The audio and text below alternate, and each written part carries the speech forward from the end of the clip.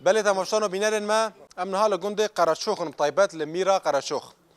بهادنا دمسال چنین راستی و اف میرات ناسکرین میرا قرشوخ تن زوین هرما کوشرات لسر و میرای نتن گنمن خو و خیرات خو تین و میرای لی ایسا لاستی گلک قیلو قال درد کفن گلک اشتغالی درد کفن بجه کسی جه آلی جنوب رد تن آلیه آلیان تن آلیه کشک تن کو تمافوانی به گنم خو بینه لوی میرا قرشوخ دینه لی ایسال افتش لهرما کوشرات لمیرا قرشوخ پکت لوما ایرو هجمارق مزن ج جوتکاران ج خودین کده لهرما کوشرات ایرو و دره چالاکی گلی دار خسنت بجنم قبینا کو کوشدر وای برهم ما تو برهم وره لوی میرای وره داین اما و دره حول بدن پیاما و بگن گلو خودی چه پیامنه دوی دمیدا کو ایرو اف میرا قرشوخ یعنی ام بج برهمن جدر وای هرمتین و دره بارد و برز دمو باش به اگر تو کرم کی و دره یعنی مسئله چونه کجمره بده خواه سر چواتی خیر و سلامت جویده حتی ویدی سر چوایناتی خود مرکز یا میرانه یا قرچوخه یا کوچراتانه یعنی اف چند سالانه ام تفیده جنانی دخل من نکفته دا یعنی کوچرات به همی 1000 تونان آین نکفته دا یعنی نه ایسالتنه چند ساله دائما تي ظلماندم بريا و موظفه تياد وظيفه تيدا شغلن تجمودي بيجو بيفاره مودي شت كان ظلامه وهنا قاطع مقطوي واش كشجتين قاطع مقطوي واش جنوب رتين نا قاطعي ونا دو نسي جمع قاطع مقطوي تيني فلات كان كوچرات ما حميت بين داخل منه تشنينه وميرا هاتي داغرتن ايو بينجا ترمبيله مالا باشي ايو بينجا دوريدا ساكنين ما نشا ما ايو بينجا عقده وعرده وملكه و ايو بينجا تربيلوات دوريدا ساكنين وجنوب تيفالات كان ومناصه رخوات شيت كان بلا بين بحسبه ومناصات كان كوراف جنب كورافاتي شواتي تيلفالات كان مانا افت برات خون حتى فالات كان نشخه فالات كان وقتي بالدوري وناي فالات كان اف برات خون حتى تيفالات كان جمع وموظف هاجي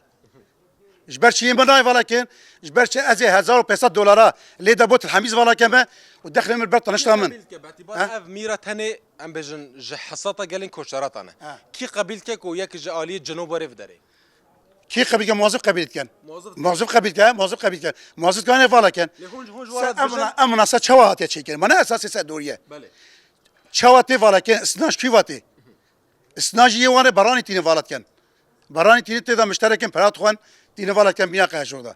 امش كيوا غدا نسال ام داش فيتش تحميج بردفزي عجمنا لازمه تزاني وبرات خوان بريمن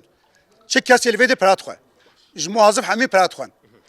دقت بس بله تماشانا بینر ما راستی ما پیام جودکاران دید پیام گلین هر ما کوشرات کوشدر و نه راستی چالاکی گلی دار خسنت بجن یعنی گل قیلو قالت گوتن سامع میرا قرچوخ افتشتی کرن لو ما مدخسم پیام برز احمد نواف جی بگیری کل سر سازیا میرا گنده قرچوخ ست کنه ام جن ناز بگلو اف چما چالاکی تیم دار خستن چما گلیو گازنین جودکاران او قاس هنه برز دماده باش یعنی تجدید نه راستی جدر و جودکار چد بجن میرا تنی هر ما کوشراتانه لی ای سالم دبینن یک جالی جنوب جیته و داره برهم خاطینن وین چد بجن پیام واج دست پیک و سر چاوه بهاتن ایسال موسمه ایسال گلکی یعنی مازن بو موسم باران هبو مازن بو و قرارنا نو درکت جمره منصه الکترونی چی بو شامه و گریدایا یا دورات دینی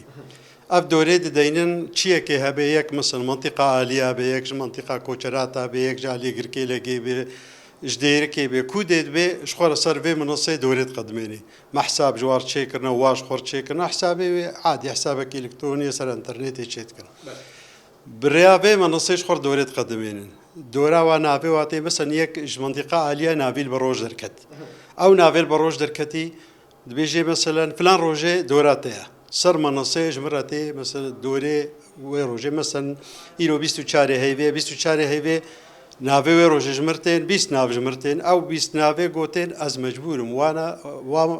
وازما درباز کم شکل کی رسمی اوراق خاص بوتیات خو حمو کامل دنما ام درباز کن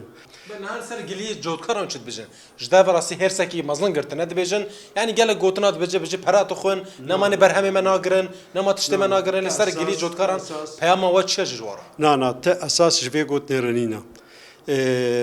اف گوتنها گوتنه شخورت بیجن عاجز بوند بیجن چه تشتاد مرکزی ده همو بریا نظامیه بریا نوایه بریا يعني بمراقبة تشتكي جبه أبشتغالي أساجرينا أب أساجرينا ومجبري وقوتيه وشت تشتاوها به هوني ورن بيجنا ما حقي وهابي اعتراضا وهابي امجوار تقدمين وام اريكاريا واتكن